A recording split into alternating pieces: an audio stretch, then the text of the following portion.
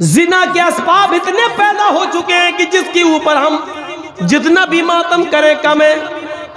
10-10 और 12-12 साल की लड़कियां मोबाइल इस्तेमाल कर रही हैं। अब तो ऑनलाइन पढ़ाई के नाम पर बड़ी आसानी से उनके माँ बाप भी दे देते हैं मोबाइल का इस्तेमाल। वो इस 1 साल के लॉकडाउन में इतना सीख गई हैं कि उनको जो जियो की तरफ से और एयरटेल की तरफ से मिलने वाली 1 GB 1.5 GB उनको पूरे दिन इस्तेमाल करना है। फिर रात की तारीकी और अंधेरे में माँ बाप जब सो जाते हैं तब आपकी बेटी पढ़ने के बहाने अलग रूम में जाती है और फिर वो क्या क्या देखा जा रहा है वो सब बताने की जरूरत नहीं है। आज सूरत हाल ये हो चुकी है कि महाराष्ट्र के नागपुर के अंदर बाकायदा ये मीटिंगें हो चुकी हैं कि किस तरीके से मुसलमानों की लड़कियों को अपने घर की बहू बनाया जाए। कॉलेजेस में, ऑफिसों में वैकेंसी के नाम पर कितनी जगह खाली है लेडीज की, और अल्पसंख्यक लोगों के लिए मुसलमान बेचारे भरमार लगाए हुए हैं।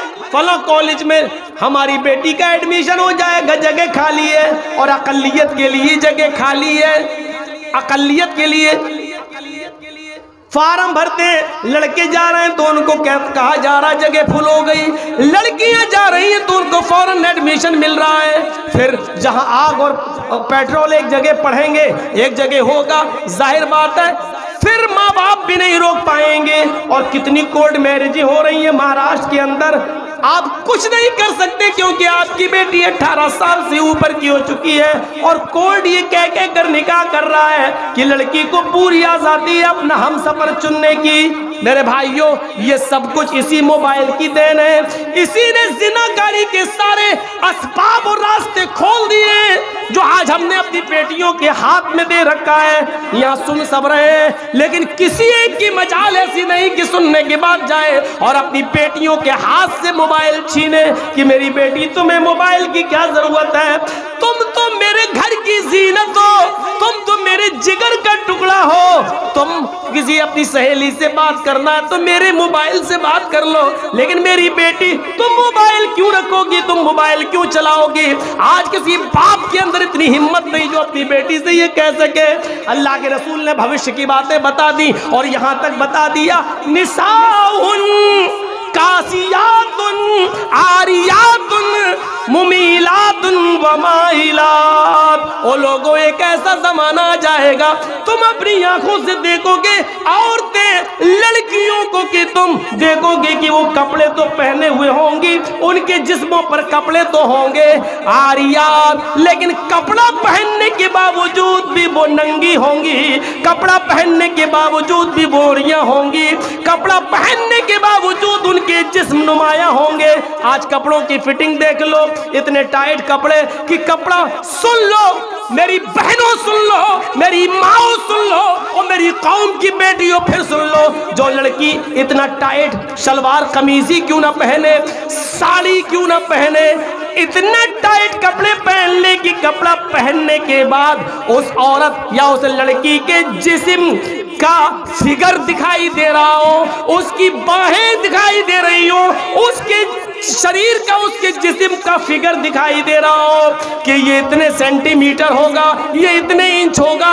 ये सारी चीजें अगर नुमाया हो रही हो तो वो जिस्म चाहे कितना ढका हुआ हो, ये नंगे में शुमार है, ये उरिया में शुमार है, ये बरहनापन में शुमार है। अल्लाह के नबी ने ऐसी औरतों के लिए कहा है, आरियात कासियात, कपड़े तो पहने हुए होंगी, आरियात लेकिन नंगी कहलाई जाएंगी। दुनिया फैशन परस्त कहे, आज की मीडिया फैशन कहे, तुम उसको ये कहो कि आजकल का फैशन है, लेकिन मोहम्मद रसूलुल्लाह की शरीयत में उनको नंगा कहा जाएगा। वो आरियात है, वो बरहना है, वो नंगी है। मुमीलातुन व माइलात, लड़कों से बातें करती हो, लड़कों की तरफ माइल होती हो और लड़के भी अब उनकी तरफ झुकते हो, यानी हंस हंस कर बातें करती हो, गुफ्तगू करती हो, इतना मेकअप करके निकलती हो कि उनको देखकर लड़के फरेबता हो जाएं और ये भी उनके ऊपर माइल हो जाएं। जब तुम ये देख लो अपने जमाने में और ऐसा माहौल देख लो तो ऐसी औरतों को देखकर सोच लेना, ला यदखुलनल जन्ना वला यजिदना रिहा, ऐसी औरतें जन्नत के अंदर दाखिल न होंगी, जन्नत तो दूर जन्नत की खुशबू भी नहीं मिलेगी, जन्नत की खुशबू से भी महरूम हो जाएंगी। हमारे और आपके ऊपर है अपनी बेटियों को कैसे पहनाना है, कैसे कपड़े पहनाना है, क्या पढ़ाना है, कहाँ जाना है। यहाँ अच्छी बात है, अल्लाह का शुक्र है, सुना है लड़कियों का मदरसा चल रहा है, तालीम निस्वा बहुत ज़रूरी है औरतों की, लेकिन याद रखिएगा मेरे भाइयों, मदरसे के लोग मदरसे तक जिम्मेदार हैं। मदरसे के बाद जब आपकी बेटी आपके घर आएगी तो आप जिम्मेदार हैं, आपको देखना पड़ेगा। ऑनलाइन पढ़ाई माहौल है दीजिए, लेकिन आप वहां बैठिए, आपके पास टाइम नहीं है। आप अपनी बीवी को वहां बिठाइए कि मेरी बच्ची के पास बैठे, भाई को बिठाइए कि वो आपके पास बैठे।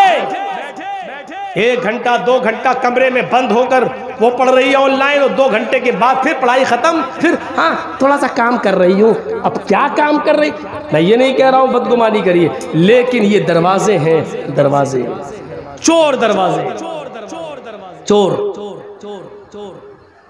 सर्दियों के दिन का तो लड़कियां दुआ मांगती है, अल्लाह सर क्यों अच्छा मौका होता है, लिहाफ अंदर डाल डाल के व्हाट्सएप चलाती हूँ, कौन देख रहा है, सर्दी है, हमारी बेटी सो रही है और पता चला कि अंदर मोबाइल चल रहा, व्हाट्सएप चल रहा है, गुफ्तगू चल रही है।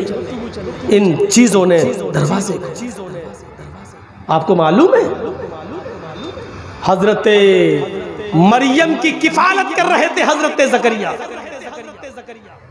और जब मरियम के पास मेहराब के अंदर मस्जिद के अंदर बेमौसम फल आ गए। बेमौसम फल का मतलब समझ रहे, सेब का मौसम नहीं सेब देखा, केले का मौसम नहीं केला देखा, किसने, हजरत ज़करिया ने। सूरह मरियम पढ़िए मेरे भाइयों, जैसे ही हजरत ज़करिया ने मरियम के पास बेमौसम फल देखे, ये वही मरियम है जो इतनी पाक दामन है कि जिनको उनके किसी शौहर ने, किसी मर्द ने नहीं छुआ। अल्लाह ने इसी मरियम से ईसा को पैदा किया। ये वो मरियम है जिनकी पाक दामनी का ऐलान अर्श वाले ने, अल्लाह ने किया है। ये मरियम है जिनकी पाक दामनी का ऐलान अल्लाह ने किया, लेकिन इनके पास मस्जिद के अंदर जब बेमौसम फल देके ज़करिया ने, इनकी सरपरस्त ने जब बेमौसम फल देके, तो हजरत ज़करिया को गुस्सा आया। उन फलों को देखकर मरियम की तरफ देखा, अन्ना लके हाज़ा, आए मरियम ये क्या है, ये फल तेरे पास कहाँ से आ गया। तरबूज का मौसम नहीं तरबूज देख रहा हूँ, खरबूजे का मौसम नहीं खरबूजा देख रहा हूँ, आम का मौसम नहीं आम देख रहा हूँ, ये बेमौसम फल तेरे पास कहाँ से आए।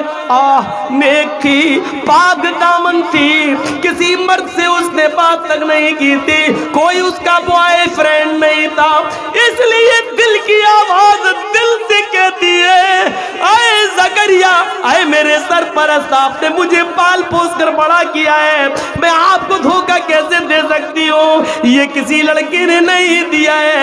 यकीन कीजिए आपकी दी हुई तालीम का असर मेरे ऊपर चढ़ा रहेगा, ये किसी बॉयफ्रेंड ने नहीं दिया है। क़ालत हुआ मिन इंदिल्लाह, चीख कर कहती है मरियम, आए मेरे सरपरस्त, ये अल्लाह की तरफ से आए हैं, ये बेमौसम फल कोई फरिश्ता लाया है, किसी लड़के का इसमें कोई हाथ नहीं। जब मरियम की क्लास ली जा सकती है, जब अल्लाह की इस नेक बंदी की क्लास ली जा सकती है, और इसका सरपरस्त बेमौसम फल के बारे में मरियम से पूछ सकता है, तो आपको अपनी बेटियों पर कैसे भरोसा हो गया है, कैसे सवाल नहीं करते। ये मोबाइल तेरे पास कहां से आया है, तू घर से गई थी तेरे हाथ में रुमाल नहीं था, अब ये रुमाल तेरे पास कहां से आया है, तू घर से एक किताब लेके निकली थी, अब ये 3 किताबें और कॉपी लेकर आई, ये कहां से आई है। तेरे मोबाइल में बैलेंस नहीं था, आज 200 रुपए का बैलेंस ही तेरे मोबाइल में कहां से आ गया है। तेरे मोबाइल में तेरे डैडी तेरे अब्बू के अलावा किसी का नंबर नहीं था, ये 4-5 जगहों की मिस पहले पड़ी है, ये नंबर किसके है। तुम्हें शर्म नहीं आ सकती, तुम अपनी बेटियों से ये सवाल नहीं कर सकते हो। जब मरियम से सवाल किया जा सकता है, वो मरियम जिनको अल्लाह ताला ने पाक दामन कहा है, जिसकी पाक दामनी का ऐलान अल्लाह ने किया है, जब उस पाक दामन औरत से सवाल किया जा सकता है तो हम और आप कौन हैं? मेरे भाइयों, अपनी बेटियों पर इतना भरोसा किए बैठे हैं। करना पड़ेगा हिसाब, लेना पड़ेगा हमें अपनी बेटियों का हिसाब। और नहीं लेते हो तो तैयार रहो, पिलानेंगे हो चुकी हैं हमारी बच्चियां, दूसरों की बहुएं बनेंगी और गैर मुस्लिम बच्चे पैदा करेंगे। अब उनके पेट से पैदा होने वाले बच्चों के नाम लक्ष्मण, रामचंद्र, हनुमान, यही सब रखे जाएंगे। इंतजार करो आप उस वक्त। बात तो सही है मौलाना, लेकिन इतनी देर तक के लिए सही है, बस इतनी देर तक के लिए, जितनी देर के लिए हम यहाँ बैठे हुए हैं उतनी देर के लिए। यहाँ से जाएंगे, हंसते हुए जाएंगे, लड़ते हुए जाएंगे, अपनी साइकिल और गाड़ियां निकालते हुए यहाँ से हट पहले हम निकल रहे हट, वही पुरानी रविश पे हम आ जाएंगे। और ज्यादा मौका मिला तो रविश बदलेंगे नहीं, सेल्फी लेने की, मौलाना साहब का फोटो ले लें, अपने साथ ले लें, हम अपने दोस्तों को शेयर करेंगे, ये साबित करेंगे कि देखो जर्जी साहब से मिलके आए।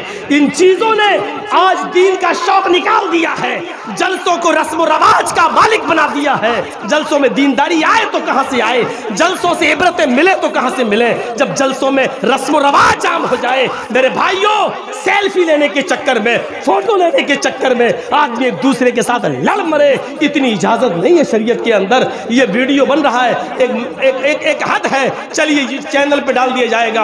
आज जर्जी साहब भाटोल बंगाल में उत्तर दिनाजपुर में है, कल ये तकरीर पूरी दुनिया में पहुंच जाएगी। एक मकसद है, लेकिन आपके साथ सेल्फी का क्या मकसद है? आप क्या करेंगे? शरीयत ऐसी सेल्फियों को हराम करार देती है जो जिसका कोई मकसद ना हो। मेरे भाइयों याद रखिए, मेरी बिल्कुल इजाजत नहीं है कि आप कोई मेरी सेल्फी ले, और इसके बावजूद अगर आप लेते हैं तो उसके गुनाहगार आप हैं, हम नहीं, क्योंकि हम मना कर चुके हैं।